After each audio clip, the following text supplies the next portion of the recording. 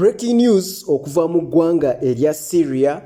International Nuclear Atomic Chief Grossi warns a possible looting at AI Hadija Nuclear Research Center mu ggwanga erya Syria. So ku AI Hadija Nuclear Research Center mu ggwanga erya Syria wabaddeyo obubbi. Agambye possible but si possible, wabaddeyo obubbi go ge mazima. Naye nuclear research facility mu ggwanga erya Syria bagiluutinze. Ofuna bulungi. Now we have jihadists. We have jihadists running around with some kind of nuclear bombs, kangambe bwetyo, oba nuclear things. Tuina abatujju mu ggwanga kati kyemanyi bafulumye dda n'eggwanga lya Syria, oyinza osanga bali mu Iraq, bali mu Iran. Tetumanyi baani babbye. That one is for a fact. Tebamanyi baani babbye. Oba ababbye bavudde mu Iraq, oba ababbye bavudde mu Iran, oba ababbye bavudde mu Russia, oba ababbye bavudde mu Israel. Tewali amanyi ani yabbye. Nuclear research whatever ebyabadde mu AI Hadija Nuclear Research Center mu ggwanga erya Syria naye nga byabbiddwa. Ono statement agikoze bwatyo, but the fact is that okuva ku makya g'olwaleero obwedda buli omu obunkenke buli wamu buli kyemmanyi America si ye yabibbye lwa nsonga kati be bali ku bunkenke olwaleero. America ne allies waabwe, they are the ones scared shitless. Lwansonga nakugamba ono omusajja tewamwesiga because of his background. Yali wa ISIS, n'ava mu ISIS ali wa Al-Qaeda, atezzeeyo asse banne. He's like that.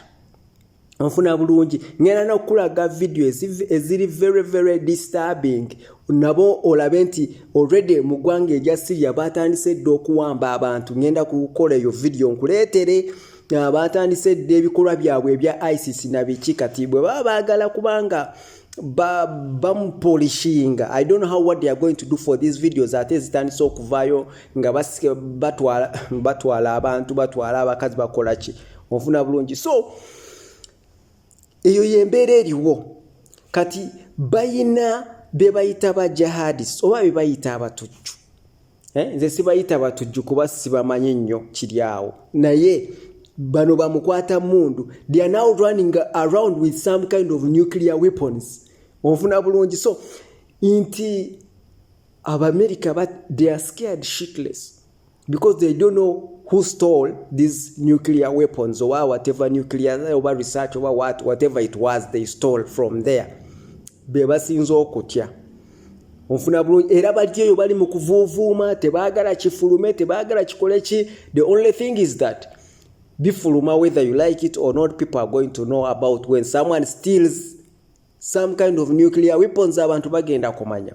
So we have these people who are moving a jihadist way nga bayina nuclear, but they are there running around with it, which they may sell to the highest bidder, which they may use to their enemies, and you know who their enemies are. So awe tuli ofuna bulungi. That is where we are at. Ne bwolaba Israeli ngegezaako okwokya bino ebintu byonna,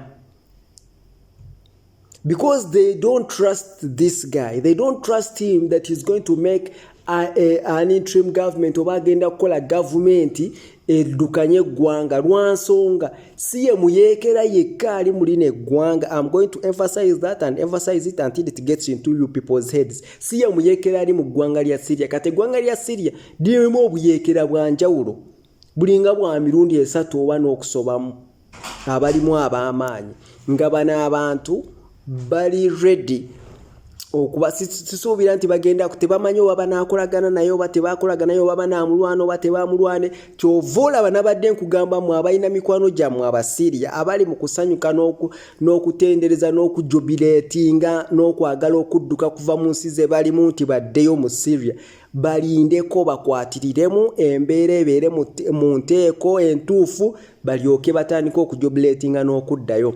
bwe baba batandise okubanga babba emikka gy'obutwa nga badduka najjo around ku street oba going to sell them to the highest bidder, sisuubira nti ekyo kigenda kusanyusa nnyo ate bali ababaleese mu buyinza.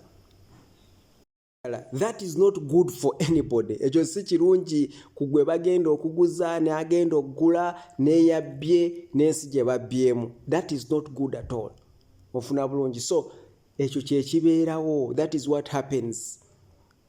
Kuba kati batandise kwekuba ngwala, kwekuba ggoolo. Kati bwe banaabuuza Israel lwaki oyo ky'ebyokulwanyisa bajja gamba nti kati bali ne bibaabirekedde tebasobola bikuuma.